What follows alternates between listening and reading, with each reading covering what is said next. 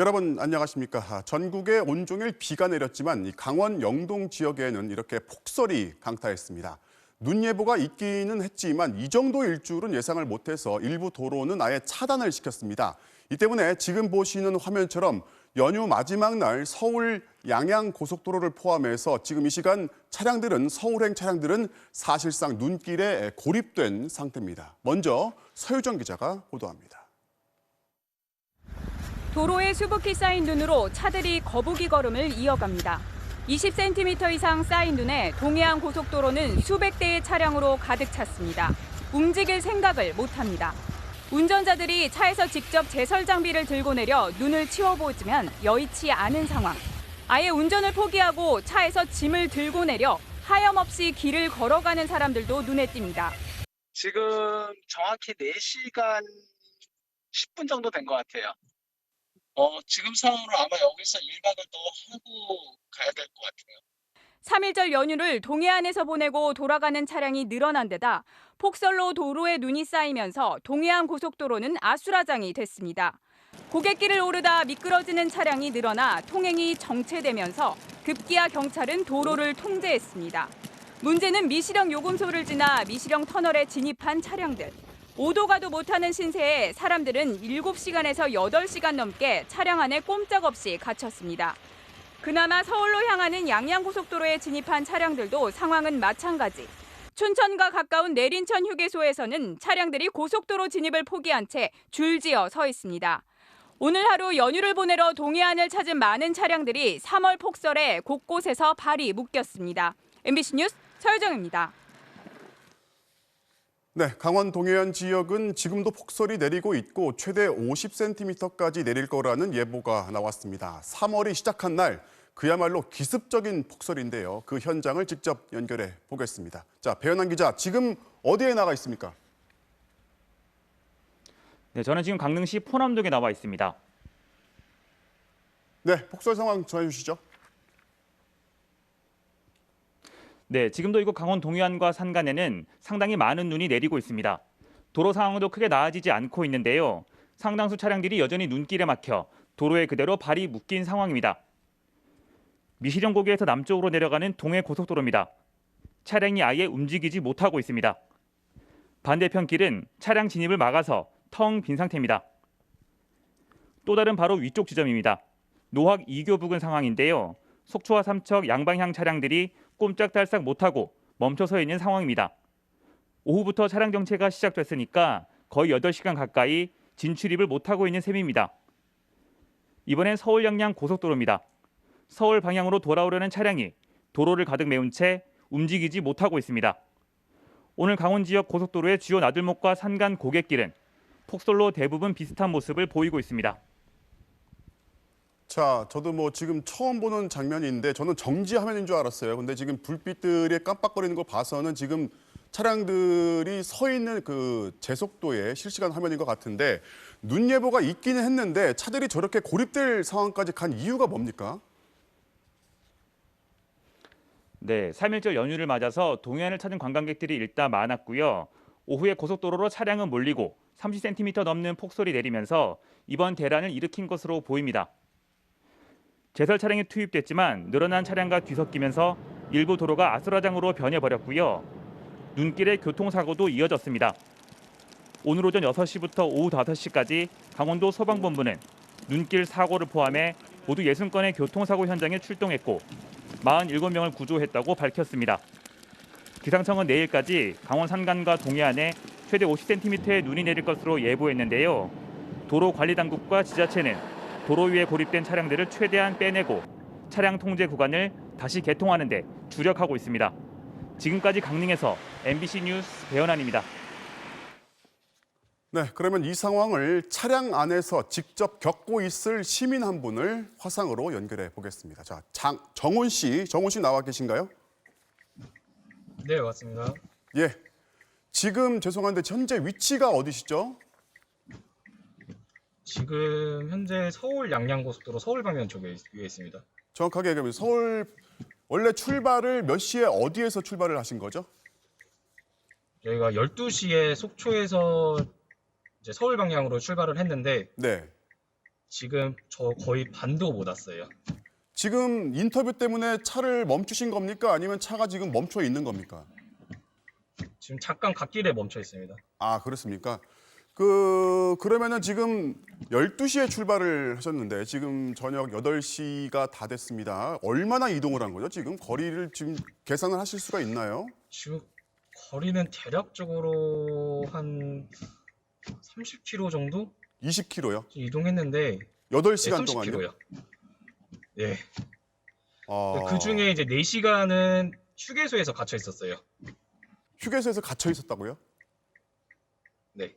무슨 자세히 좀 상황을 설명해 주시죠. 이제 제가 운행을 하다가 화장실이 좀 급해가지고 네네네. 휴게소를 잠깐 들렸는데 네. 그 5분, 10분 사이에 차들이 워낙 많이 있어가지고 네네. 그 사이에 또 눈이 또 많이 내리기 때문에 네네. 차가 제대로 좀 통행이 어렵더라고요. 아, 저희가 지금 당시 화면을 보고 있는데요. 그냥 어떻게 움직일 수가 없는 상황이 됐겠네요. 예, 거의 움직일 수가 없는 상황이었고 네. 앞에 차들은 저희 뭐 바퀴도 헛돌고 자, 그런 상황이었어요. 어쨌든 이게 눈 예보가 좀 있지 않았습니까? 이 정도일 줄은 몰랐던 건가요? 아니면 아예 전혀 예상을 못했습니까?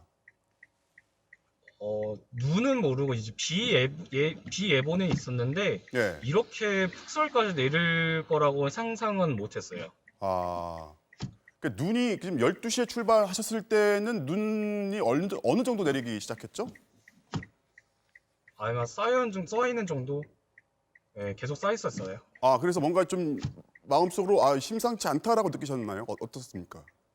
예, 그래서 계속 이제 눈이 계속 쌓여 있었고 조금 너무 많이 올 것 같다라고 판단을 해가지고 네. 좀 일찍 올라가려고 하는데 네. 눈이 너무 많이 와가지고 거의 한 시속 5km 정도? 지금 지나오신 길이나 주변 상황을 볼 때 가장 걱정스러운 상황은 어떤 겁니까? 아무래도 이제 길이 미끄럽다 보니까 차들 통행이 좀 많이 어려운 부분이라고 생각이 되고 있고요. 네네네. 그리고 지금 거의 이제 지금 제가 있는 곳이 2차선인데 총 2차선인데 1차선만 지금 통행을 하고 있어요. 네. 2차선은 거의 제설이 안 되어 있는 상황이고요. 아, 제설이 지금 현재 상황으로는 거의 불가능해 보이죠? 어떻습니까? 지금 이제 간혹 제설 차량은 보이긴 하는데 네. 워낙 이제 폭설이 내리다 보니까 완벽하게 제설은 좀 불가능할 것 같아요. 알겠습니다. 자, 오늘 연결 감사드리고요. 모쪼록 안전하게 집까지 도착하시기를 바라겠습니다. 자, 오늘 전화 연결 감사드립니다. 네, 감사합니다. 네, 지금까지 양양고속도로 위에 계시는 시청자 장훈 씨였습니다. 네, 다음 소식입니다. 내일은 새 학년 들어서 처음 학교에 가는 날입니다. 하지만 모두가 등교할 수는 없고 이런 등교 풍경은 올해가 마지막일 겁니다. 유치원과 초등학교 1, 2학년 그리고 고3은 매일 등교를 하지만 나머지 학년은 격주 또는 격일로 등교합니다. 정부는 교사들의 백신 접종을 서둘러서라도 1학기 안에 전면 등교를 추진하기로 했습니다. 먼저 양수연 기자가 보도합니다. 개학일인 내일부터 유치원생과 초등학교 1, 2학년, 고등학교 3학년 학생들은 매일 등교할 수 있습니다. 하지만 나머지 초등학교 3, 4, 5, 6학년과 중학생, 고등학교 1, 2학년은 수업의 상당 부분을 원격으로 할 수밖에 없습니다. 백신 접종이 본격화되면서 교육부는 1학기 중으로 등교 수업을 전 학년으로 확대하는 방안을 추진할 것이라고 밝혔습니다. 방역당국이 추진하고 있는 거리두기 체제 전면 개편안에 맞춰 학교 밀집도의 기준을 완화해 등교 인원을 늘리는 방안도 검토하고 있습니다. 거리두기 2단계인 지금은 3분의 1 등교가 원칙이어서 초등학교 고학년이나 중학생은 사흘에 한 번만 학교에 갈 수 있습니다. 지난 2월 서울시교육청 설문조사에선 초, 중등학교 학부모의 70% 이상이 거리두기 3단계 격상 이전엔 학생 3분의 2 이상 등교가 필요하다고 응답했습니다. 교육부는 이를 위해 3분기로 예정된 교사들에 대한 백신 접종 시기도 앞당길 필요가 있다는 요구안을 이미 질병관리청에 전달했습니다. 방역당국은 이 같은 교육부의 요구를 검토하기 시작했습니다. 특수학교의 교직원이나 보건교사처럼 좀 더 그 교직원 내에서도 위험도나 이런 우선순위를 좀 따져서 방역당국은 백신 공급 상황 등을 감안해 교사 등에 대한 접종 우선순위를 조정하는 방안을 계속 논의할 것이라고 밝혔습니다. MBC 뉴스 양소연입니다. 백신 접종량은 첫날에 비해서 주말 사이에 줄긴 했지만 어제까지 2만 1,000명 넘게 1차 접종을 마쳤습니다. 접종 후 이상 반응 신고도 이어지고 있지만 정부는 모두 정상적인 반응으로 3일 안에 사라질 거라고 설명했습니다. 박진주 기자가 보도합니다. 코로나19 백신 접종 나흘째인 오늘까지 2만 1,177명이 접종을 마친 것으로 집계됐습니다. 아스트라제네카 접종자가 2만 613명, 중앙예방접종센터에서 접종 중인 화이자 백신은 지금까지 564명이 맞았습니다. 백신 접종 후 이상 반응이 나타났다는 신고도 어제 하루 40건이 추가돼 누적 신고 사례는 152건을 기록했습니다. 38도 이상의 발열 증상이 76%로 가장 많았고 근육통 25%, 그 외 두통이나 메스꺼움, 오한, 어지러움 등의 증상이 나타났습니다. 새벽 5시에 체크했을 때 8도 6인가? 오한 너무 심해가지고 아세타미노펜 먹었고 막 전기장판 틀고 했는데도 오한이 너무 심해가지고 방역당국은 모두 2, 3일 안에 사라지는 경증으로 확인됐다며 면역 형성 과정의 일반적인 증상이라고 설명했습니다. 3일 이내에 특별한 처치 없이 소실이 되는 것으로 되어 있습니다. 이상 증상이 발생하는 경우엔 증상에 따라 휴식을 취하며 냉찜질이나 진통제를 복용하면 도움이 된다고 설명했습니다. 구토까지 있고 머리가 심하게 아파서 걱정을 해서 해열제 먹고 두통도 조금 이제 가라앉는 추세고. 백신 한 병당 사용 인원을 접종 현장에서 한두 명 더 늘리는 것과 관련해선 지침으로 통보된 것은 아니라고 밝혔습니다. 코로나19 백신은 신속한 공급을 위해 한 병을 여러 번 나눠 쓸 수 있게 제조되는데 국산 특수주사기를 쓸 경우 잔여량을 최소화해 한두 명을 더 접종할 수 있습니다. 방역당국은 현장 의료진이 판단해 한 병당 접종 인원을 늘릴지 여부를 결정하게 된다며 다만 1인당 사용 용량은 반드시 정확하게 지켜야 한다고 강조했습니다. MBC 뉴스 박진주입니다. 새로운 확진자는 이틀 연속 300명대입니다. 확 늘지도 그렇다고 줄지도 않는 이 정체가 길어지고 있는데요. 다른 지표는 확산세가 주춤하다고 말해주고 있지만 연휴 동안의 활동량 증가 또 내일 개학은 긴장해야 할 변수입니다. 김미 기자가 보도합니다. 코로나19 신규 확진자는 355명. 일주일 동안 400명대를 오르내리던 확진자는 주말 내내 300명대를 유지했습니다. 하지만 방역당국은 재확산의 가능성이 큰 상황이라고 경고하고 있습니다. 광주 서구 콜센터, 경기 이천의 종이상자 회사 등 제조업 사업장을 중심으로 확진자가 계속 나오고 있고 장례식장과 체육시설, 가족, 지인 모임 등을 통한 집단 감염 사례도 줄지 않고 있기 때문입니다. 봄철이 되면서 여행과 모임 등으로 이동량과 접촉이 늘어나는 상황에서 내일부터는 등교가 시작돼 감염 사례가 늘어날 수 있다고 방역당국은 판단하고 있습니다. 특히 대학에서의 대면 수업이 늘어 신입생 환영회 등 행사와 모임이 늘면 집단 감염이 늘어날 수밖에 없다는 것입니다. 좀처럼 하향 추세가 아닌 정체 상태입니다. 봄과 신학기 개학에 맞아 활동량이 증가하는 시점에 방역수칙이 제대로 지키지 않는다면 코로나19가 재확산될 수 있습니다. 여기에 변이 바이러스의 확산도 우려스러운 상황입니다. 해외 입국자들에게서 변이 바이러스 확진자도 오늘 14명이 또 늘었는데 대부분 자가격리 중 확진됐습니다.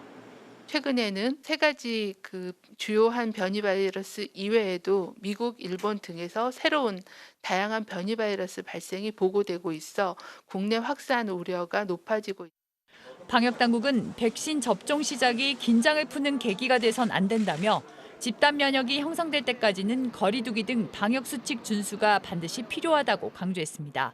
MBC 뉴스 김미희입니다. 자, 오늘 3.1절 기념식이 102년 만에 처음으로 탑골 공원에서 열렸습니다. 문재인 대통령은 과거를 결코 잊지 않겠지만 그렇다고 과거에 발목 잡혀 있을 수 없다면서 일본과 대화하겠다는 의지를 밝혔습니다.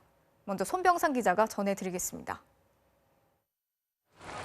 1919년 3월 1일 만세 외침이 시작된 곳. 탑골공원에서 3.1절 기념식이 열린 건 102년 만에 처음이었습니다. 항일 활동이 확인된 홍범도 장군의 부인과 장남에게 건국 훈장이 수여됐습니다. 국내에 생존해 있는 유족이 없어서 홍범도함 승조원인 해군 장교가 대신 받았습니다. 독립선언서 낭독 현장이었던 팔각정에 오른 문재인 대통령은 가해자는 잊을 수 있어도 피해자는 잊지 못하는 법이라며 피해자 중심주의 원칙을 우선 재확인했습니다.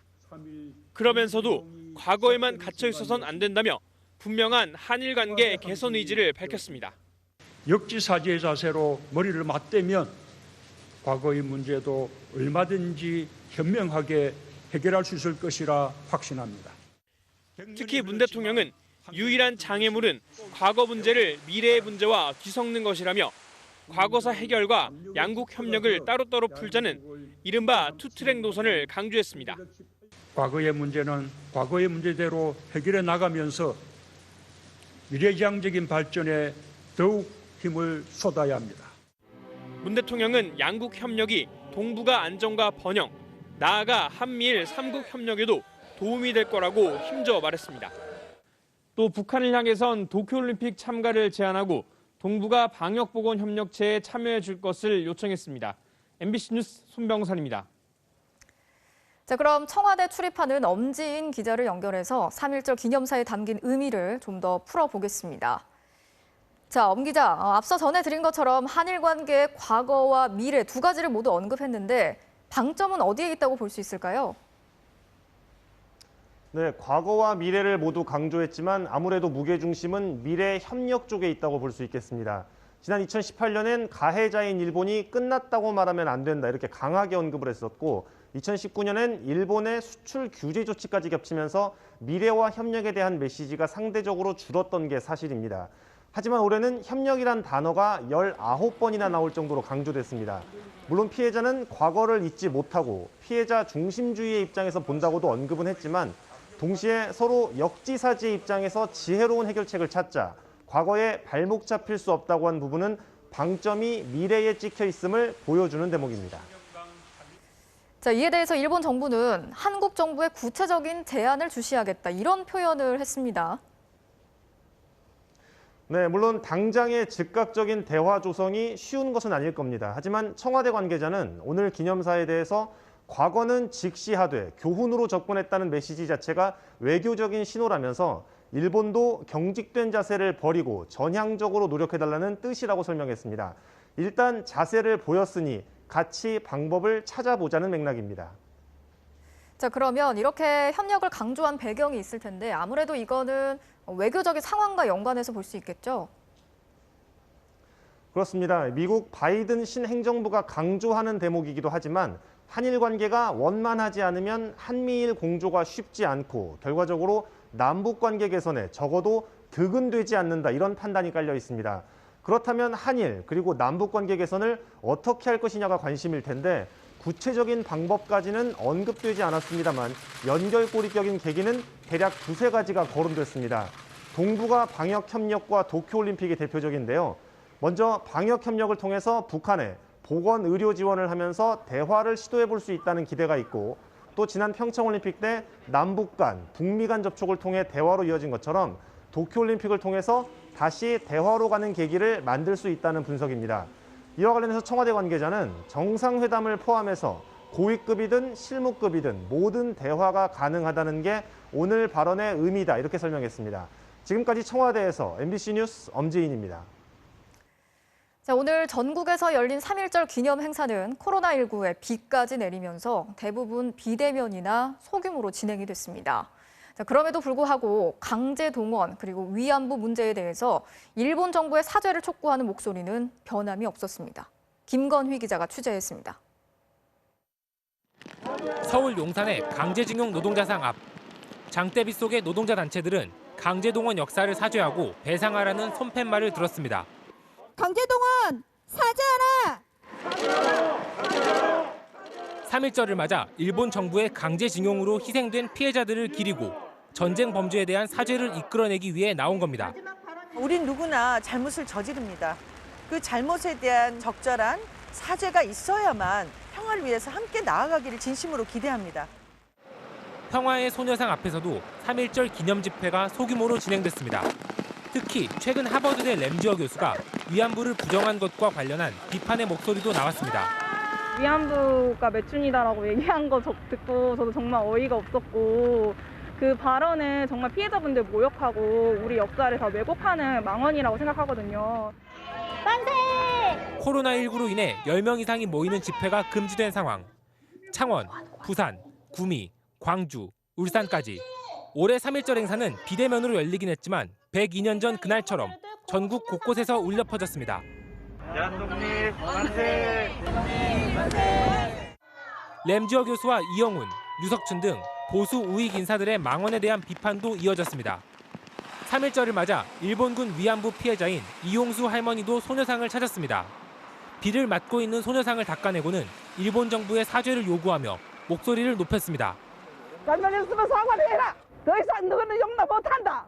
웬만하면 용서해 주려고 했는데 국제사법재판소에 나오느라 나와가 정말 말해봐라. 오찬을 함께한 여성가족부 장관은 할머니들의 명예를 지키기 위해 노력하겠다며 정부가 지원할 수 있는 부분을 적극 검토하겠다고 밝혔습니다. MBC 뉴스 김건희입니다. 이제 4.7 재보궐선거가 한 달가량 남은 가운데 더불어민주당의 서울시장 후보로 박영선 전 중기부 장관이 선출됐습니다. 세 번째 도전만에 본선행 티켓을 거머쥔 박 후보는 첫 여성 서울시장이 돼서 가능성의 서울을 만들겠다고 선언했습니다. 먼저 이학수 기자가 전해드리겠습니다. 박영선 후보가 더불어민주당 서울시장 후보에 선출되었음을 선포합니다. 이변은 없었습니다. 승자와 패자 모두 결과를 직감했다는 듯 악수를 나눴고 승리한 박영선 후보가 먼저 일어서 감사를 표시했습니다. 최종 득표율은 박영선 69.56%, 우상호 30.44%, 72.5%대 28.5%로 갈린 일반 시민조사는 물론 권리당원 투표에서도 63.5%대 36.5%로 박 후보가 크게 앞섰습니다. 2011년, 2018년에 이어 세 번째 도전만에 서울시장 본선행 티켓을 확보한 박 후보는 대표 공약인 21분 도시를 강조했습니다. 내 삶의 거의 모든 것이 21분 생활권에서 해결되는 편안한 도시입니다. 21분 안에 병원이, 도서관이, 산책이, 쇼핑이 가능한 도시입니다. 또 오늘은 그린 서울 독립선언일이라며 2025년까지 서울시 녹지 비율을 40%로 높이고 마스크 걱정, 부동산 걱정 등으로부터 자유롭게 하겠다고 공약했습니다. 반값 아파트로 서민들의 내 집 마련 꿈을 앞당기는 서울시장이 되겠습니다. 30년 넘은 낡은 공공임대주택 단지부터 당장 재건축을 시작해서 우상호 후보는 당내 조직력을 기반으로 역전을 시도했지만 행정 경험과 본선 경쟁력을 앞세운 박 후보를 넘어서지 못했습니다. 민주당은 범여권 후보 단일화에도 속도를 낼 계획입니다. 우선 이번 주 안에 시대전환 조정훈 후보와 단일화를 한 뒤 열린민주당 김진애 후보와 2차 단일화를 시도한다는 방침입니다. MBC 뉴스 이학수입니다. 야권에선 오늘 안철수 국민의당 대표가 이른바 제3지대 단일화 후보로 결정됐습니다. 사흘 뒤에 최종 후보가 나오는 국민의힘과 단일화 방식을 놓고 치열한 줄다리기가 예상되고 있습니다. 잠시 후 2부에서 박영선, 안철수 후보 직접 연결해서 이야기 나눠보도록 하겠습니다. 이어서 배주환 기자가 전해드리겠습니다. 100% 시민 여론조사를 통한 제3지대 경선에서 안철수 후보가 금태섭 후보를 꺾었습니다. 안철수 후보가 범야권 제3지대 단일화 경선에서 승리하였습니다. 안 후보는 입장문을 통해 시민의 뜻을 받들어 필승할 수 있는 최종 단일 후보를 선출해야 한다며 국민의힘 후보가 결정되는 대로 만나겠다고 밝혔습니다. 또 단일화에 찬물을 끼얹는 어떤 행동도 조심해야 한다며 아름다운 단일화를 강조했습니다. 단일화 이후 국민의힘의 기호 2번으로 출마할 가능성엔 선을 그었습니다. 누가 뭐 몇 번으로 어떤 당이 후보를 내는가가 중요한 게 전혀 아닙니다. 그건 야권 지지자들의 그 마음을 읽지 못한 겁니다.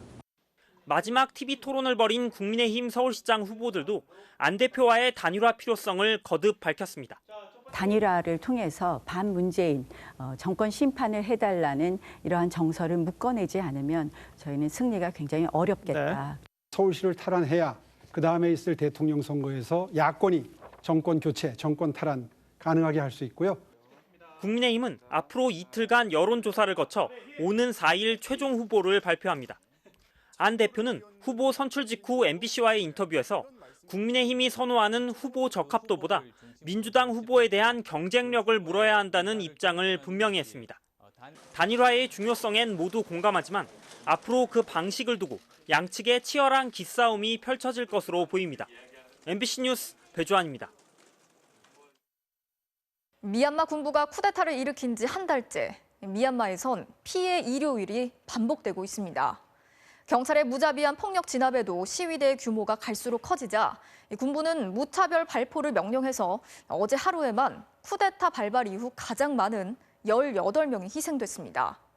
한 달 동안 숨진 시민만 최소 30명. 피로 물들고 있는 미얀마 상황을 먼저 이재훈 기자가 전해드리겠습니다. 미얀마 남부도시 다웨이. 어제 드론에서 촬영한 시위대의 모습입니다. 큰 길을 가득 메운 시위대의 행렬이 도심을 휘감으며 끝없이 이어집니다. 이번엔 땅에서 시민들이 직접 찍은 영상입니다. 발 디딜 틈 없이 거리를 가득 메운 시위대는 군정 종식과 민주 쟁취를 외치며 앞으로 나아갑니다.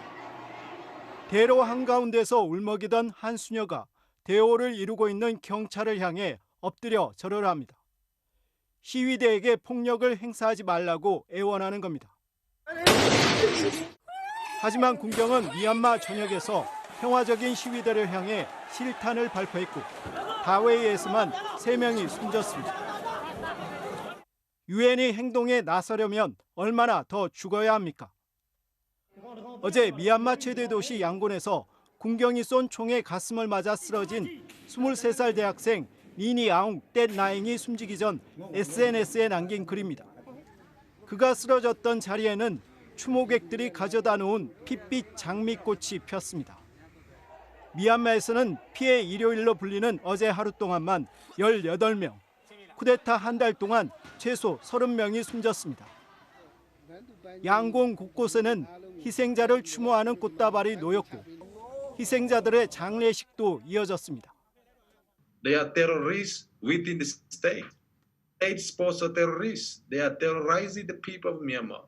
한 달 동안 부상자도 수백 명에 달했고 1,100명 넘게 체포된 것으로 집계됐다고 미얀마 정치범 지원협회는 밝혔습니다. 군부는 아웅산 수치 국가고문을 선동 혐의로 추가 기소하면서 그를 정치적으로 제거하기 위한 작업에도 속도를 붙이고 있습니다. MBC 뉴스 이재훈입니다. 유엔이 행동에 나서려면 얼마나 더 죽어야 합니까? 최근 소셜미디어 해시태그를 통해 널리 퍼지고 있는 미얀마 시민들의 절규입니다. 국제사회가 눈을 감는 사이 군부 쿠데타 세력의 무자비한 폭력 진압은 미얀마를 피로 물들이고 있습니다. 더 이상의 비극을 막기 위해서 국제사회가 즉각 행동에 나서야 한다는 목소리가 높아지고 있습니다. 이어서 신정영 기자입니다. 한 달 전 쿠데타가 발발하자 국제사회는 규탄 성명을 쏟아냈습니다. 하지만 미얀마 군부는 눈 하나 깜짝하지 않았습니다. 물러서기는커녕 장갑차를 동원했고 맨몸 뿌린 시위대를 향해 실탄을 발포했습니다. 붙잡힌 시위대에겐 몽둥이 세례를 퍼부었고 군인들의 총부리엔 대검이 장착됐습니다.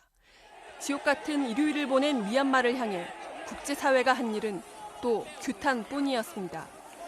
We're calling on the military to stop the use of force against peaceful protesters. We're calling on them to release everyone who has been arbitrarily detained. 미국 백악관은 이번 폭력 사태와 쿠데타 책임자들에게 추가 비용을 부과할 것이라고 경고했고 유럽연합은 군경이 비무장 민간인에게 총을 쏜 건 국제법을 노골적으로 무시한 것이라며 책임을 묻겠다고 밝혔습니다. 하지만 유엔 미얀마 인권특별보고관은 규탄만으로 충분하지 않다며 전 세계가 즉각 행동에 나설 것을 촉구했습니다. 유혈진압 책임자에 대한 제재, 군부가 소유한 기업에 대한 제재와 함께 국제 평화와 안전을 위해 무력을 쓸 수 있는 유엔 헌장 7조의 발동도 요구했습니다. 현지 주민들도 언제까지 맨손으로 버틸 수 있을지 모르겠다며 빨리 국제사회가 적극 나서달라고 말했습니다. 글이나 말로 압박을 주는 거 말고 실제적인 뭔가를 해줬으면 좋겠다. 그 사람들의 돈줄을 아예 다 끊어버리거나. 자녀들이 유학하고 있고 해외에서도 경제 활동도 하고 있을 텐데 가능하면은 미얀마 다시 보내고 그 해외에서 아무 활동도 못하게. 중요한 것은 명예이니까. 군부에 대한 제재가 효과를 내려면 미얀마와 경제적 교류 비중이 높은 아시아 국가들이 행동해야 합니다. 하지만 중국과 태국, 베트남 등 주변 국가들의 태도는 여전히 미적지근한 상황. 이들을 압박할 수 있는 국제사회의 연대와 협력이 절실합니다. MBC 뉴스 신정현입니다. 한국인 가족의 미국 정착기를 다룬 영화 미나리가 미국의 양대 영화상 중 하나인 이 골든글러브 외국어 영화상을 수상했습니다. 미국 영화지만 한국말 대사가 많다는 이유로 작품상이 아닌 이 외국어 영화상 후보에 오르면서 이 차별 논란이 있었는데요. 감독은 언어의 국적보다 진심이 중요하다는 수상 소감을 밝혔습니다. 전동혁 기자가 보도합니다. 1980년대 낯선 미국 땅으로 건너온 한인 이민자의 이야기를 다룬 영화 미나리. 그래서 미국 영화지만 주인공 가족들의 대사는 영어보다 한국어가 더 많습니다. 결혼하면서 했던 말 기억나? 미국에 가서 서로를 구해주자고 했던 거. 기억해. 한국어 대사 비중이 높은 영화 미나리는 지난해부터 미국 현지에서 70여 개의 상을 휩쓴 뒤 오늘은 미국 양대 영화상 중 하나인 골든글로브 외국어 영화상을 받았습니다. And the Golden Globe goes to Minari. 그런데 현지 언론에선 작품상이 아닌 외국어 영화상을 받은 데 대한 아쉬움과 비판이 나왔습니다. 미국 이민자들이 경험하는 고난과 치유, 극복에 대한 보편적 감성을 다뤘는데도 대사의 50% 이상이 영어가 아니면 외국어 영화란 기준을 적용한 것은 일종의 차별이란 겁니다. 뉴욕타임스는 미나리가 작품상 부문에서 경쟁조차 하지 못한 것은 잘못이라고 했고 CNN은 미국인 5명 중 1명 이상이 집에서 영어 아닌 다른 언어를 사용한다고 지적했습니다. 이 같은 논란에 대해 미나리의 정의삭 감독은 골든글로브 수상소감 영상에 딸과 함께 등장해 가족에겐 가족만의 언어가 있다며 언어의 국적은 중요하지 않다고 말했습니다. Family trying to learn how to speak a language of its own goes deeper than any American language and any foreign language. It's a language of the heart, and I'm trying to learn it myself and to pass it on. 350여 개의 언어를 쓰는 다민족 국가 미국에서 잔잔한 파문을 일으킨 영화 미나리는 다음 달 아카데미에서도 여우조연상 등의 유력 후보로 거론되고 있습니다. MBC 뉴스 전동혁입니다.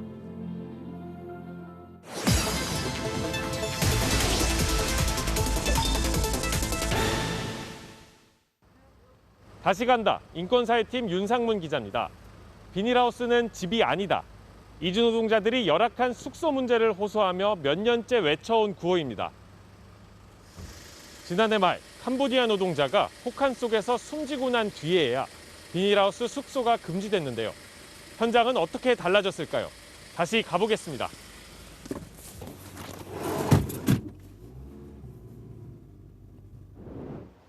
경기도 포천의 한 채소농장. 농작물을 키우는 여러 채의 비닐하우스 가운데 검은 천막으로 덮인 게 있습니다. 노동자들의 숙소입니다. 안을 둘러봤습니다. 오래된 가스레인지는 시커멓게 때에 찌들었고 칼바람을 막아주는 건 비닐 한 겹과 천막 한 장뿐입니다.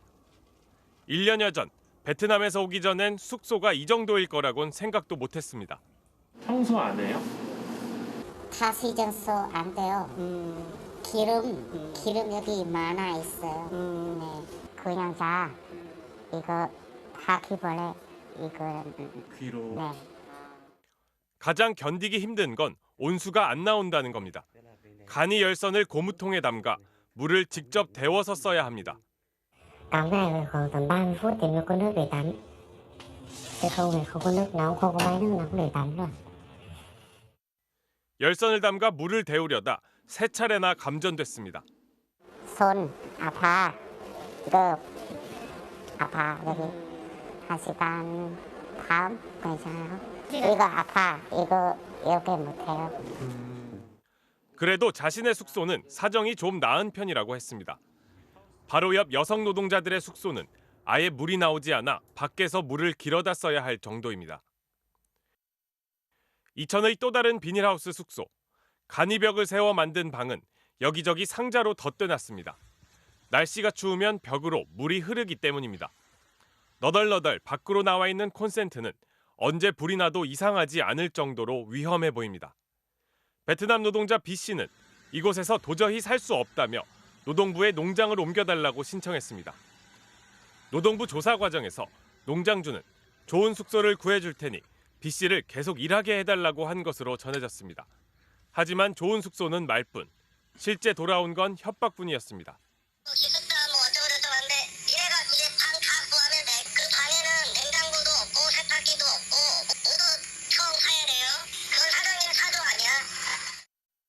지난해 12월 영하 18도의 날씨에 난방장치가 고장난 비닐하우스 숙소에서 캄보디아 노동자 속행 씨가 숨졌습니다.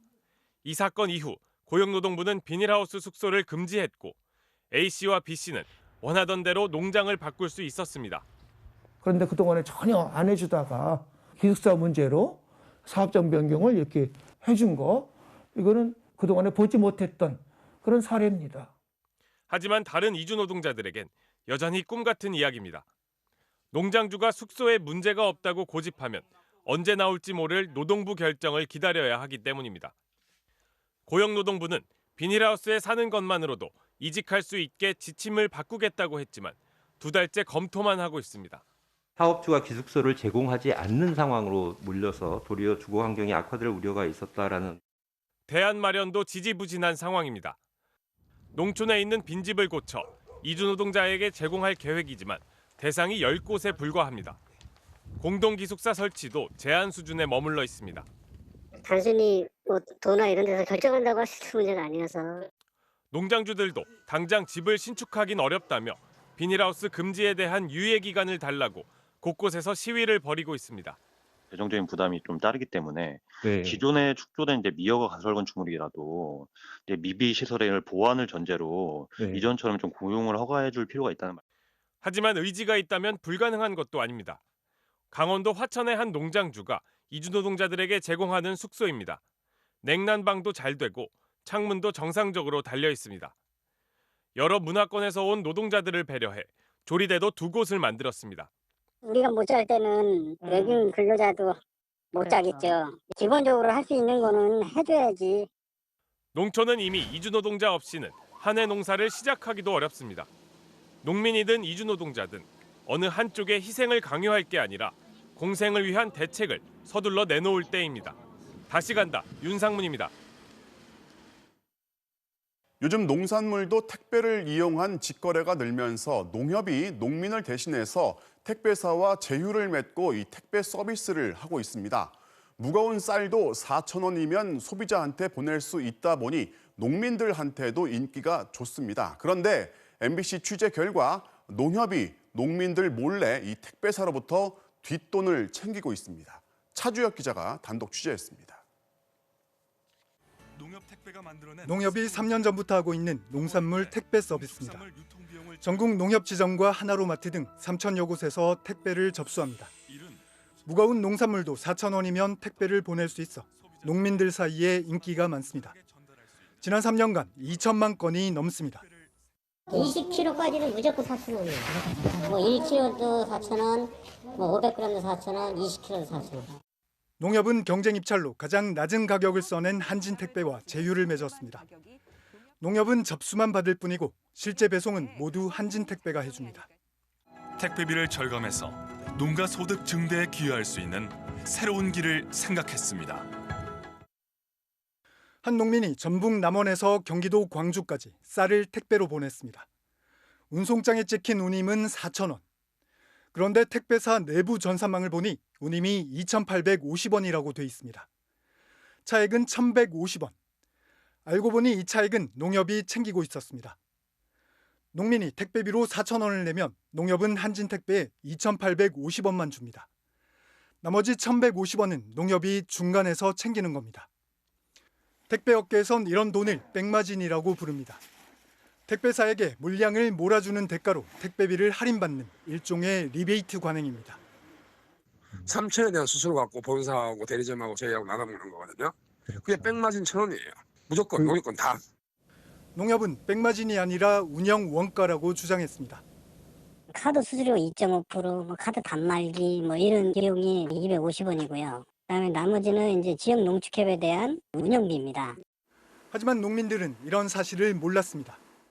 광고할 때 농민들의 편익을 위해서 마치 다 하는 것처럼 했는데 결국 농민들 삥 뜯어서 자기네들 썼다는 건데 내면도께 발동시키는 생각이 들고요. 농협 조합원 수는 244만 명. 농협이 지난 3년간 택배 백마진으로 챙긴 돈은 230억 원으로 추정됩니다. MBC 뉴스 차주혁입니다. 봄비치고는 제법 많은 비가 내리다 보니 예상치 못한 사고도 잇따랐습니다. 날이 풀리면서 지반도 약해진 상태에서 빗물이 파고들자 여기저기에서 낙석 사고가 발생한 건데요. 임상재 기자가 취재했습니다. 강원도 춘천시 신동면의 한 도로. 무너져 내린 바위와 흙더미가 도로를 덮쳤습니다. 굴착기는 도로 한복판까지 쏟아진 돌덩이를 치우느라 분주합니다. 도로 옆 가파른 절벽에서 낙석 사고가 발생한 건 오늘 낮 12시쯤. 바위와 토사 약 100톤이 쏟아지면서 낙석 방지 시설도 버티지 못했습니다. 다행히 인명피해는 없었지만 양방향 도로는 모두 통제됐습니다. 재난 문자로 다 안내 갔고요. 복구는 끝났는데 또 추가로 낙석 사고 위험이 있기 때문에 아직까지 통제 중이에요. 춘천시는 얼었던 땅이 녹으면서 지반이 약해진 데다 비까지 내리면서 사고가 난 것으로 보고 있습니다. 오늘 낮 2시쯤 서해안 고속도로 서울 방향 영광나들목 인근을 달리던 차량 한 대가 도로 옆 방음벽을 들이받으면서 사고 충격에 뒤집혔습니다. 운전자는 크게 다치지 않았지만 사고 수습을 위해 약 30분 동안 한 개 차로가 통제되면서 도로 정체가 빚어졌습니다. 갑자기 저 차들이 깜빡이를 켜더라고요. 저 같이 급브레이크 밟으면서. 경찰은 차량이 빗길에 미끄러지면서 사고가 난 것으로 보고 정확한 경위를 조사하고 있습니다. 해수욕장에선 차량이 고립되는 사고가 잇따랐습니다. 어제 낮 1시 반쯤 충남 보령의 용두 해수욕장에선 썰물에 드러난 모래사장까지 들어갔던 차가 밀물에 완전히 침수됐습니다.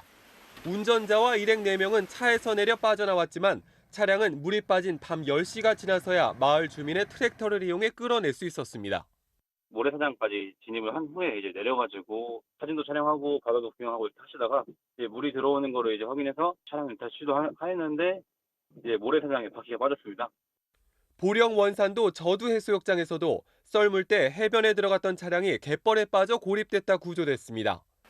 해경은 차량 침수 사고를 예방하기 위해 물때를 반드시 확인해 줄 것을 당부했습니다. MBC 뉴스 임상재입니다. 중남미에선 고위층 인사들의 이른바 백신 새치기 접종이 잇따르면서 사회적인 비난이 일고 있습니다. 아르헨티나에선 보건장관이 해임됐고 분노한 시민들은 대통령궁 앞으로 몰려갔습니다. 보도에 이재욱 기자입니다.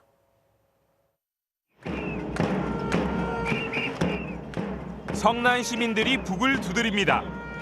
바닥엔 검은 봉투들이 놓였습니다.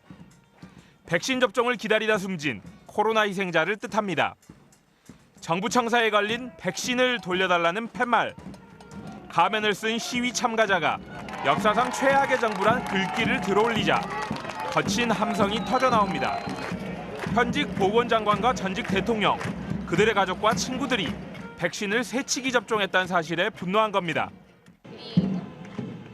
Realmente lo que pasó es que se vacunen los políticos antes que el pueblo no tiene sentido y en cualquier país normal tendrían que renunciar todos. Por eso es el reclamo que estamos haciendo hoy. 아르헨티나 고위층의 새치기 접종은 최근 한 원로 언론인이 라디오 프로그램에 나와 보건장관과의 친분으로 백신을 먼저 맞았다고 밝히면서 드러났습니다. 친구에게 특혜를 준 히네스 곤잘레스 가르시아 보건장관은 즉각 경질됐습니다. 하지만 논란은 가라앉지 않았고 정부는 진상조사에 나섰습니다. 새치기 접종을 한 사람은 70명, 전직 대통령과 가족을 비롯해 현직 외교장관과 38살의 경제장관도 포함돼 있습니다. 앞서 페루와 에콰도르에서도 고위층의 은밀한 접종이 줄줄이 드러나면서 보건장관이 경질됐습니다. 부패와 불평등에 지친 중남미 시민들의 분노가 고위층들의 새치기 접종으로 터져나오고 있습니다. MBC 뉴스 이재욱입니다. 위안부 피해자를 매춘부라고 주장한 램지어 교수에 대한 비판이 일본의 전범 기업 미쓰비시에 대한 불매운동으로 번지고 있습니다. 미쓰비시가 조성한 기금으로 램지어가 하버드대 교수가 됐기 때문인데요. 한국계 미 연방 하원 의원인 미셸 박스틸 의원은 MBC와의 인터뷰에서 램지어를 규탄하는 연방의회 차원의 문서를 추진하겠다고 밝혔습니다. 워싱턴에서 여홍규 특파원이 취재했습니다. 미국 코네티컷주의 한인단체 회원들이 소녀상 앞에 모였습니다. 아직도 생존해 있는 피해자들에게 상처를 입히는 마크 램지어의 논문을 철회하라. 지난달 17일 뉴저지의 위안부 기린비 앞에서 가진 벌기 대회를 시작으로 한인단체들의 규탄 성명과 시위가 잇따르고 있습니다. 캘리포니아주의 한인단체들은 국제청원 사이트에 미쓰비시 불매운동을 전개하자는 청원까지 올렸습니다. 미쓰비시의 자동차와 TV, 에어컨 등을 쓰는 건 램지어의 터무니없고 모욕적인 주장에 암묵적으로 동조하는 셈이라고 주장했습니다. 램지어가 하버드에 임용된 것이 미쓰비시가 조성한 기금 때문이란 점을 지적한 겁니다. 미국 정치권도 움직이고 있습니다. 미셸 박스틸 미 연방 하원 의원은 MBC와의 화상 인터뷰에서 램지어 논문은 용납할 수 없는 역사 왜곡이라며 이를 모든 미국인에게 알려야 한다고 강조했습니다. 이분은 진짜 큰 잘못을 했다. 아메리칸 피플들에게도 잘못한 거예요. 왜냐하면 거짓말을 가르쳐 줬으니까. 우선 상임위 차원의 논의를 거쳐 연방의회 차원의 규탄 문서를 추진할 계획입니다. 랭킹 멤버들하고 의논을 해서 이 다음 스텝을 어떻게 갔으면 좋겠냐. 법으로 어떻게 하지는 못하지만 일단 컨뎀 할 수는 있는 거거든요. 하버드 한인 학생들에서 시작된 비판의 목소리는 이제 학계는 물론 정치권까지 번지고 있습니다. 동료 교수에게 자신의 오류를 인정한 램지어 교수는 아직 공식적인 사과나 논문 철회의 뜻은 밝히지 않고 있습니다. 워싱턴에서 MBC 뉴스 여홍규입니다. 우리 기술로 만든 최초의 공격형 전투기죠. KF-X가 완성을 눈앞에 두고 있습니다. 개발 기간만 20년, 18조 원이 넘는 예산이 투입됐습니다. 다음 달 공개를 앞두고 막바지 작업이 한창인 개발 현장을 정동훈 기자가 다녀왔습니다.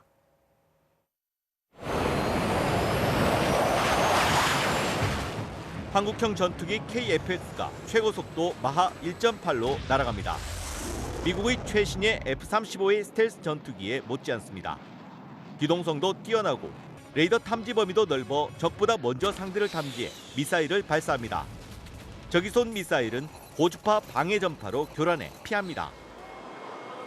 우리 기술로 만든 최초의 공격형 전투기. 다음 달 공개를 앞두고 시험용 전투기 KF-X CJ1호의 마지막 작업이 한창입니다. 조종석엔 각종 전자장비가 이미 탑재됐고 바퀴도 장착돼 조립 공정의 90%가 마무리됐습니다. 설계부터 조립까지 지난 6년간 우리 연구 인력과 기술진 11,000여 명이 투입됐습니다. 현재 설계해석 결과로는 모두 충족하는 걸 예상이 되고 있습니다. 향후에 지상시험, 비행시험 통해서 검증할 예정으로 있습니다. 지난 2001년 김대중 대통령이 국산 전투기 개발을 선언한 지 20년 만의 결실입니다. 개발비만 8조, 전체 18조 6천억 원이 투입되는 역대 최대 규모의 무기 사업. 차라리 전투기를 수입하자는 개발 반대 여론도 만만치 않았습니다. 하지만 수년간 연구 끝에 수백 개 표적을 동시에 탐지하는 최첨단 레이더 A사 등 거의 모든 핵심 부품을 자력으로 개발하는 데 성공했습니다. 대한민국 스스로 자족할 수 있는 그러한 공군 무기 체계를 갖추게 되었다는 데 큰 의미가 있습니다. 오는 2026년부터 실전에 배치되는 KF-X는 모두 120대입니다. 30-40년 전 미국에서 들여온 F4, F5를 대체하게 됩니다. 한편 공동 개발에 나섰던 인도네시아가 개발 분담금 지급을 미루면서 사업에 차질이 생기는 것은 아닌지 우려도 제기되고 있습니다. 이에 대해 방위사업청은 협의는 여전히 진행 중이며 인도네시아가 빠지더라도 사업 추진에는 문제가 없을 것이라고 밝혔습니다. MBC 뉴스 정동훈입니다. 송파 세 모녀 사망 사건 기억하시죠? 가난에 시달렸지만 아무런 지원도 받지 못한 채 숨졌던 세 모녀 사건을 계기로 복지 사각지대를 없애야 한다는 여론이 일었습니다. 7년이 지난 지금 과연 사각지대는 사라졌을지 김지인 기자가 현장 취재했습니다. 서울 시내의 한 가건물. 78살 김모 할머니는 건물 한켠 수선실에서 바느질로 생계를 이어왔습니다. 그러나 철거 명령으로 전기가 끊겨 더 이상 일을 할 수 없는 상황. 그나마 한 달 40여만 원씩 받아오던 기초생활수급비도 끊겼습니다. 남편이 사망하면서 아들이 김 할머니의 부양 의무자가 됐는데 아들에게 소득이 있다는 이유로 기초수급 자격을 잃은 겁니다. 하지만 아들과는 연락을 끊고 산 지 오래입니다. 법적으로는 아들이 소득이 많이 잡혀서 안 된다는 거야. 나는 그 집 생활을 모르니까. 기초수급을 받으려면 가족관계 해체 사유서를 내야 합니다. 하지만 사유가 인정되지 않으면 아들에게 구상권을 청구한다는 말에 이마저도 포기했습니다. 그럼 계산을 해서 아들한테로 청구를 한대 정부에서. 그걸 어떤 엄마가 해. 내가 죽으면 죽었지. 작년 12월 장애가 있는 아들은 노숙을 하고 어머니는 숨진 채 7달 동안 방치됐던 방배동 모자 사건. 이들 역시 부양 의무자인 전 남편과 딸이 있었지만 연락이 끊긴 지 오래였습니다. 그때 당시에 이제 그 뇌졸중을 앓고 계셨던 걸로 이제 추측이 되고 수한 그 이제 가정사나 이런 문제로 인해서 그 의료급여 신청을 못 하고 이렇게 좀 이빨 빠진 그런 복지가 이루어지고 있었던 거죠. 송파 세모녀 사건 이후 가난을 스스로 증명해야만 하는 복지 시스템을 개선해야 한다는 목소리가 높았습니다.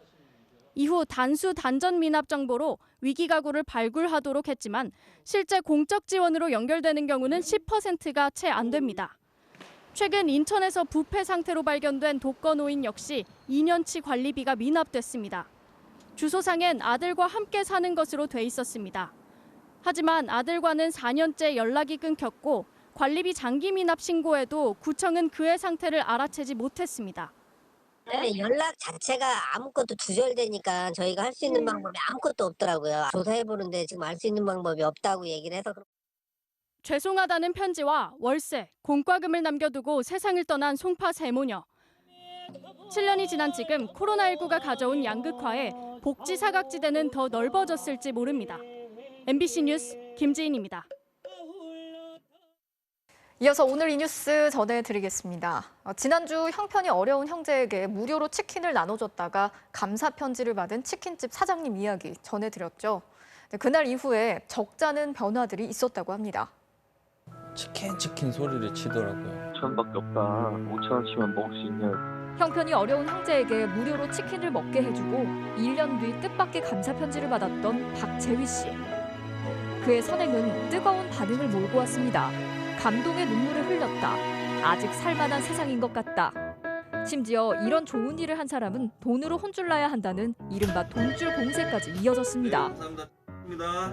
진짜 일이 안 될 정도로 전화가 대기 시간 2시간, 3시간씩 걸리시는데도 밖 날씨가 좀 많이 추운데 기다려주시고 자리 빨리 비켜드린다고 30분도 안 돼서 일어나시는 분들도 많이 계세요.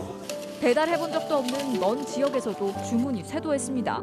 치킨보다 식비가 더 나오시는데 얼마라도 상관없으니까 이거 보내달라고 하시는 분도 있고. 전라도 광주, 밀양, 대구, 울산, 평양 빼고 다 있었어요. 진짜 울컥했어요. 드시지도 못할 주문을 넣어주신다는 게 참 제가 이를 꽉 깨물었죠. 진짜 눈물이 나올 것 같아가지고. 일손이 모자라서 한때 영업 중단까지 해야 했습니다. 형제가 다시 찾아오면 치킨을 주라며 선결제를 하거나 몰래 돈 봉투나 선물을 놓고 가는 사람들도 있었습니다. 누구나 마음속에는 있어요. 근데 굉장히 어려운 일이에요. 그 점에 반했잖아요. 전국은 물론 해외 교민들의 전화와 격려까지 쏟아지는 관심에 박 씨는 감사하면서도 내심 겁이 날 지경입니다. 아무것도 아니라고 생각했는데 많은 분들이 잘했다고 너무 무섭고 조심스럽게 느껴지더라고요. 친구 근처에서 마음 100% 주시면 더 넓은 데로 관심이 뻗쳐질 수 있지 않을까. 손편지를 보낸 형제와는 아직 연락이 닿지 않았습니다. 각박한 세상에 하늘이 보내준 동화 같은 만남이었나. 아련하게 그리울 뿐입니다. 많이 보고 싶다. 좀 연락 좀 주라. 기다리고 있을게. 오늘 이 뉴스였습니다.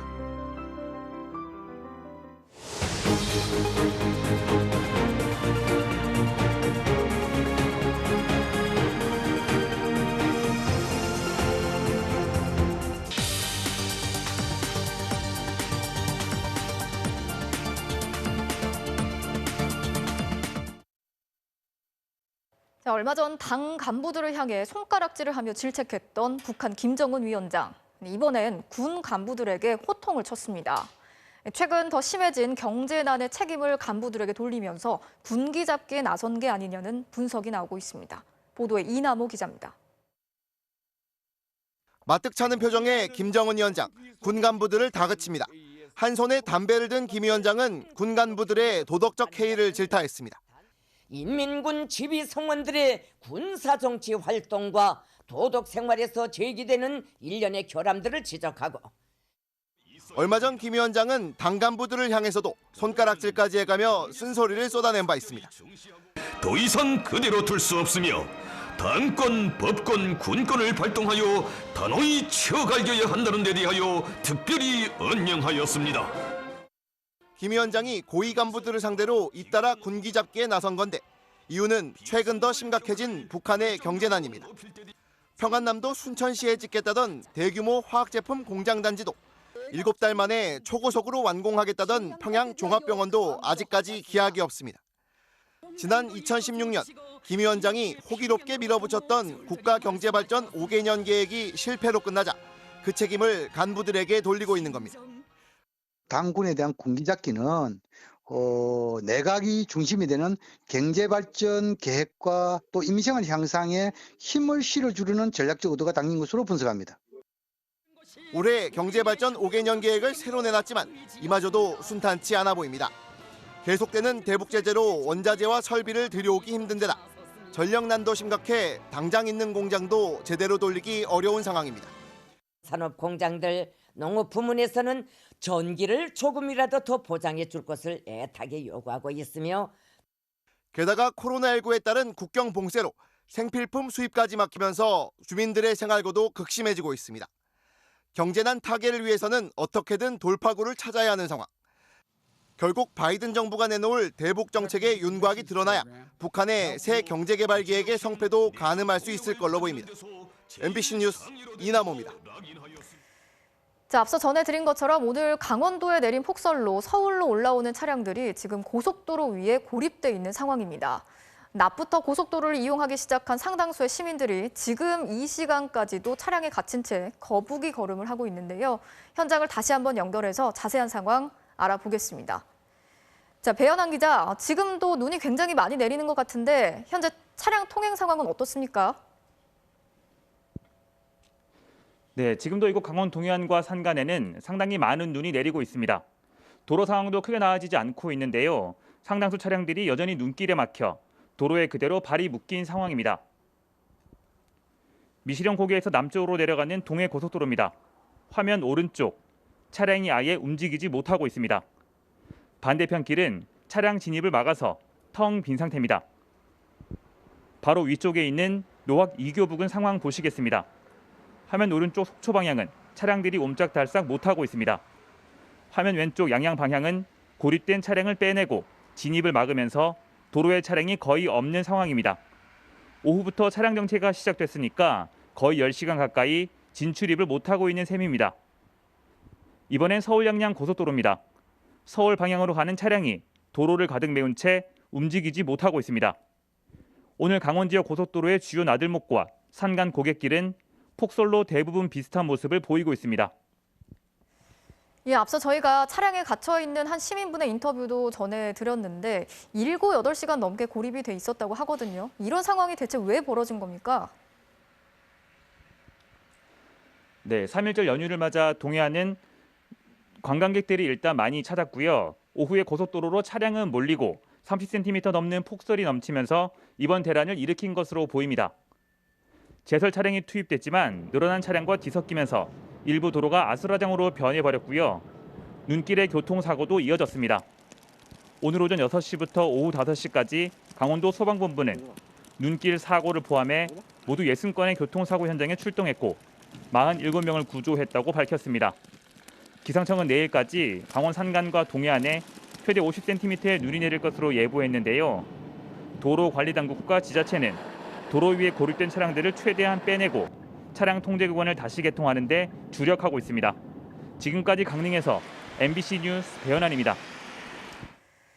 램지어 교수에 대한 전 세계 학자들의 비판이 잇따르는 가운데 일본의 위안부 연구 최고 권위자인 요시미 요시아키 교수가 처음으로 입장을 밝혔습니다. 램지어 논문의 문제점을 조목조목 지적하면서 논문을 철회해야 한다고 말했습니다. 도쿄 고현승 특파원이 단독으로 인터뷰했습니다. 요시미 요시아키 추오데 명예교수는 30년 전인 1992년 처음으로 일본 군과 위안부의 관련성을 입증하는 문서를 찾아냈고 이는 이듬해 일본 정부가 위안부 문제를 인정하고 사과한 고노 담화로 이어졌습니다. 요시미 교수에게 램지어 논문에 대한 입장을 묻자 한마디로 학술적 가치가 없다고 못 박았습니다. 普通の審査をすればこれはとても論文として採用できないっていう判断がされなければおかしいものだと思います。 위안부가 계약에 의한 자발적 매춘부라는 논문의 핵심 주장에 대해선 조목조목 반박했습니다. そういう基本的な自由を奪われている状態にあるということは奴隷状態に置かれている。でその内容は、正常な内容ではなくて人身売買の契約であるわけでしょ。 특히 위안부와 일본군, 일본 정부의 관련성을 강조하며 직접적인 근거를 제시했습니다. 1938년 일본 육군 내부 문서에는 위안부 모집에 문제가 생기지 않도록 적절히 관리하며 군이 통제하겠다고 적혀 있습니다. 慰安婦を集めるという決定は軍がやって、その現地の軍が業者を選んで派遣して集めさせているということですね.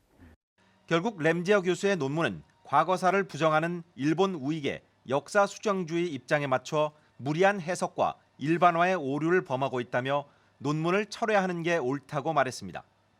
まともな学術論文とは言えないので撤回されてしかるべきだというふうに思っています. 일본의 위안부 연구 1인자로 꼽히는 요시미 교수까지 직접 반박하고 나섬에 따라 램지어 교수와 그의 논문은 사실상 설 자리를 잃을 수밖에 없을 것으로 보입니다. 도쿄에서 MBC 뉴스 고현승입니다. 네, 앞서 예고해드린 대로 서울시장 보궐선거에 도전하는 민주당의 단일 후보로 선출된 박영선 후보 연결해서 몇 가지 질문해보겠습니다. 박 후보님 나와 계시죠? 축하드립니다. 네, 감사합니다. 자, 당원과 시민들이 선택한 이유 뭐라고 보시는지요? 본선에서 반드시 승리해달라라는 그러한 기대가 섞여 있지 않나 생각하고요. 네. 중소벤처기업부 장관 시절에 했던 행정력과 성과 그리고 또 제가 국회의원으로서 보여줬던 추진력 등에 대한 믿음과 신뢰를 보여주셨다 이렇게 생각합니다. 야당은 이번 선거 정부 여당을 심판해야 한다 이렇게 주장을 하고 있고요. 여당 후보로서 내가 당선돼야 하는 이유를 좀 꼽아주신다면요. 서울은 정쟁의 대상이 아닙니다. 그리고 정쟁은 후퇴와 파괴를 가져옵니다. 21분 도시 서울을 통해서 서울을 보다 더 글로벌화된 디지털 경제 수도, 세계의 디지털 경제 수도로 만들 수 있는 사람이 바로 박영선이다 이렇게 생각하고 있습니다. 네. 지금 언급을 하셨지만은 그 21분 콤팩트 도시나 수직정원 같은 그 주요 공약을 두고서 피부에 좀 와닿지 않는다 이런 지적들도 사실 있거든요. 지금 시대의 흐름은 얼마만큼 도시가 건강하고 생태 환경을 복원하느냐가 세계의 화두입니다. 9분 도시 바르셀로나가 이미 그렇게 추진이 되고 있고요. 네. 15분 도시 파리도 진행되고 있고 세계의 주요 도시들이 다 이러한 방향으로 나가고 있습니다. 안철수 후보 또 국민의힘 후보 중에 어떤 후보하고 승부하는 게 더 어렵다 이렇게 보십니까? 저는 어떤 후보가 선택이 되던 간에 서울 시민과 서울의 미래를 논하고 그리고 서울의 문제를 해결할 것을 이야기하면서 뚜벅뚜벅 그렇게 걸어갈 생각입니다. 그 박원순 전 시장하고 정확히 어떤 정책에서 달라진다고 보면 될까요?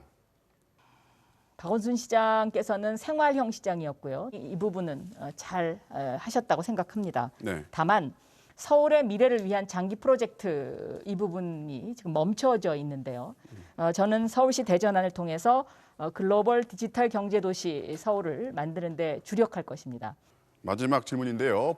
열린민주당의 그 김진애 후보는 시대 전환하고 동시에 단일화, 3자 단일화하는 것은 반대한다 이런 입장을 밝혔는데 후보님 입장은 어떠신가요?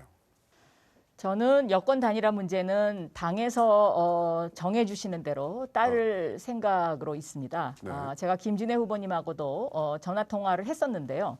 그때도 똑같이 김진애 후보님 의견도 당에서 결정하고 당의 입장이 중요하다라는 것이었습니다. 네.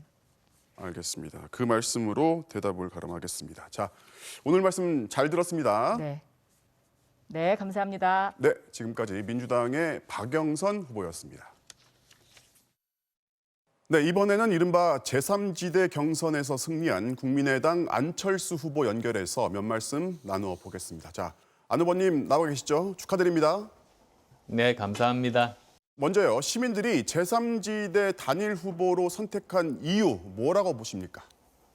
우선 성원 보내주신 서울 시민 여러분들께 진심으로 감사의 말씀드립니다. 첫 번째로는 누가 여권 후보를 이길 수 있는가, 그리고 또 두 번째로는 누가 도덕적이고 유능한 후보, 이런 코로나19 방역 같은 것들도 잘할 수 있는 사람인가, 아마 그 두 가지 기준으로 판단하지 않으셨나 싶습니다. 국민의힘과의 단일화 협상이 만만치 않을 거라는 전망이 있습니다. 자, 어떻게 전망하십니까? 저는 원만하게 진행될 수 있을 거라고 생각합니다. 국민의힘에서요, 후보 경쟁력이 아니라 야권 후보의 적합도를 묻자 이렇게 제안을 해도 동의를 하시겠습니까? 왜 단일 후보를 뽑는가 하면 여권 후보를 이기기 위해서 아니겠습니까? 그러면 모든 지지자분들이 상식적으로 생각하셔도 누가 더 경쟁력이 있는지 그걸 물어보는 게 합리적일 거고요. 일단 적합도보다는 경쟁력이 돼야 한다. 그게 바로 단일 후보를 뽑는 목적 아니겠습니까? 단일 후보로 선출되면 그 후보를 중심으로 결집하고 그 후보의 의사를 존중하는 것이 단일화 취지에 맞지 않습니까? 네. 그리고 중요한 것은 양쪽 지지자들이 모두 다 한마음으로 단일 후보를 지지할 수 있도록 하는데 많은 노력들을 양쪽에서 공동으로 들여야 될 겁니다. 그래서 통합 선대위를 구성하고 선거에 임하는 것이 바람직하다고 생각합니다. 통합 선대위는 구성하되 내가 야권의 단일 후보가 됐을 때에는 국민의힘 후보로 명패를 달 수는 없다. 이렇게 정리해도 될까요? 저는 누가 되든 그 단일 후보가 된 사람 그 선택을 존중하는 것이 단일화 취지에 맞다는 말씀을 드렸습니다. 국민들 상식적으로 생각을 해보더라도 그 후보 등록일에는 단일 후보가 등록하는 게 맞지 않겠습니까? 그래서 그 전에 무리 없이 이런 과정들을 진행하는 것이 좋지 않을까 생각합니다. 마지막으로요. 안철수 후보는 진보정당 또 보수정당을 오가면서 후보 단일화를 계속 시도를 해왔는데 그래서 대체 안 후보의 정체성이 뭐냐, 모호하다 이런 지적이 있습니다. 자, 어떻게 생각하십니까? 저는 정치 시작부터 지금까지 중도 실용 정치를 견지해 왔습니다. 네. 어떤 문제를 푸는 게 더 중요하지 않습니까? 그래서 우리 사회가 가지고 있는 문제를 풀고 그리고 또 세상을 바꾸는 그 자체에 집중하자. 그리고 요즘 같은 뭐 코로나19라든지 경제 민생 문제 거기에 무슨 뭐 진보 보수가 뭐가 중요하겠습니까? 오늘 말씀 잘 들었습니다. 네, 감사합니다. 자, 지금까지 서울시장 보궐선거 제3지대 후보로 결정된 안철수 후보였습니다. 전 세계 자동차 공장들이 차량용 반도체 공급이 부족해서 가동을 멈추고 있습니다. 반도체 강국이라는 우리나라도 마찬가지인데 차량용 반도체를 전부 해외에서 수입하고 있기 때문입니다. 이유경 기자가 취재했습니다. 요즘 자동차는 전자제품이나 마찬가지입니다. 내비게이션은 물론이고 에어백과 에어컨, 엔진과 트랜스미션까지 모두 반도체로 제어합니다. 차 한 대에 들어가는 반도체가 200~300개에 달합니다. 그런데 공급이 부족합니다. 수요 예측이 실패했기 때문입니다. 자동차에서 가장 중요한 반도체인 MCU. 전 세계 공급의 70%를 대만 반도체 업체인 TSMC가 생산합니다. 코로나19로 자동차 수요가 줄어들자 TSMC는 생산량을 줄였습니다. 그런데 백신 개발로 세계 경제가 예상보다 빨리 회복되자 반도체가 부족해졌습니다.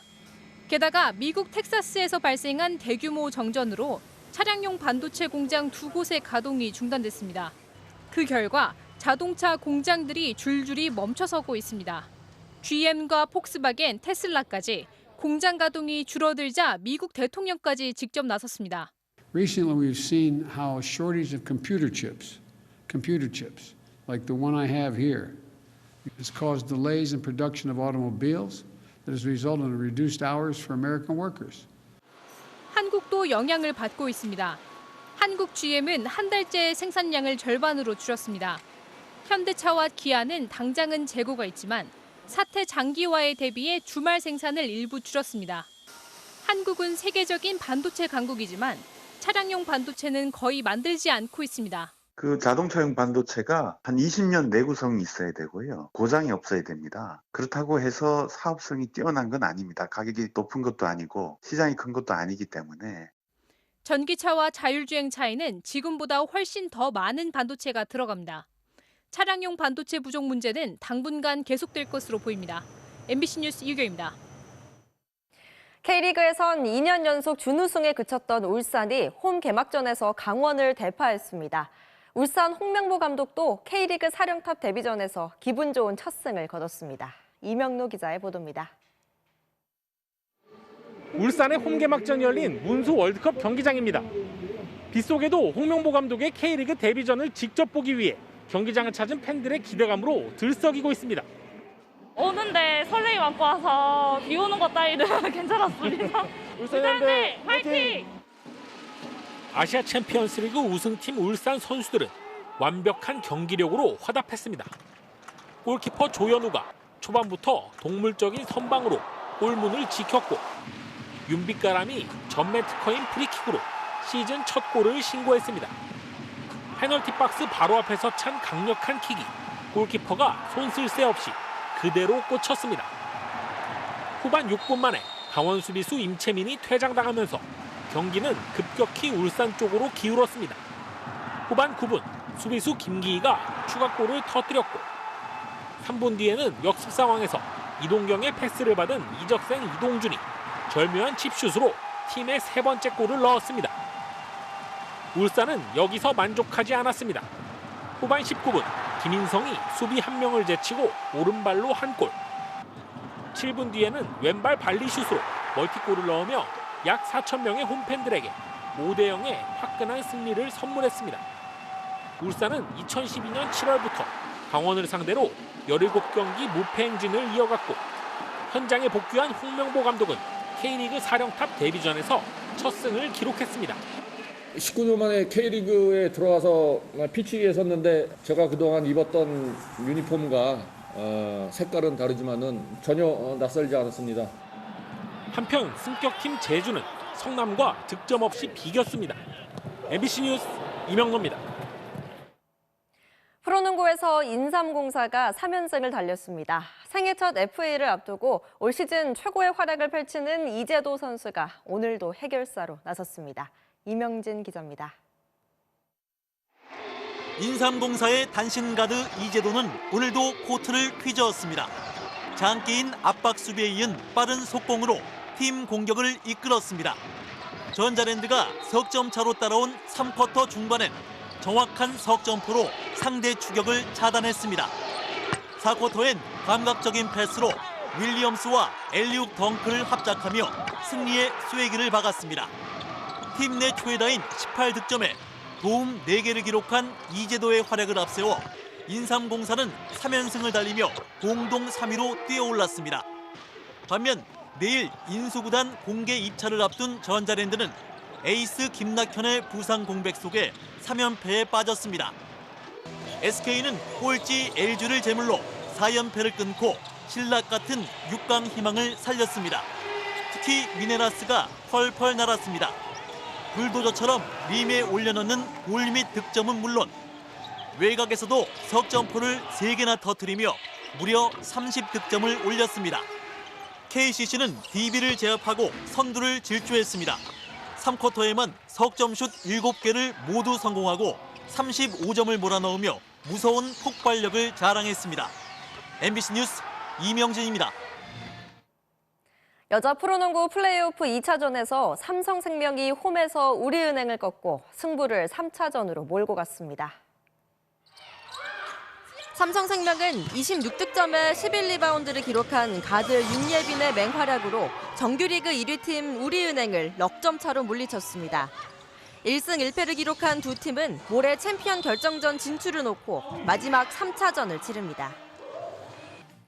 잉글랜드 하부리그 컵 대회에서 나온 원더골입니다. 푸스카스 상을 받았던 지루 선수의 전갈킥 못지않은데요. 월요일 밤 스포츠 뉴스였습니다.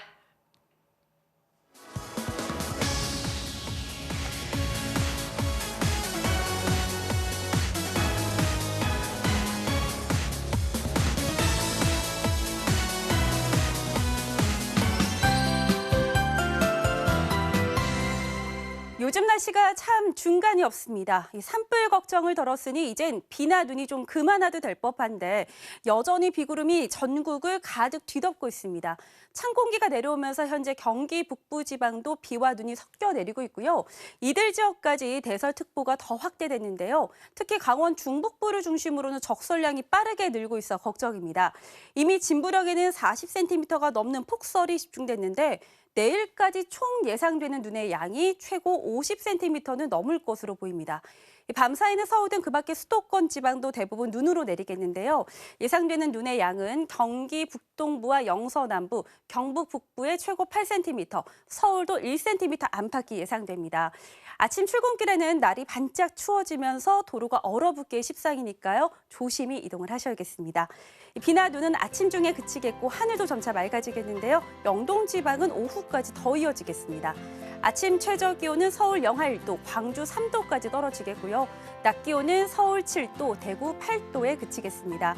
기온은 수요일인 모레 낮부터 점차 오르겠고 남부 지방은 주 후반에 또 비 예보가 들어있습니다. 날씨였습니다. 102주년 3.1절에 전해드린 뉴스데스크 마치겠습니다. 오늘도 함께해 주신 여러분 고맙습니다.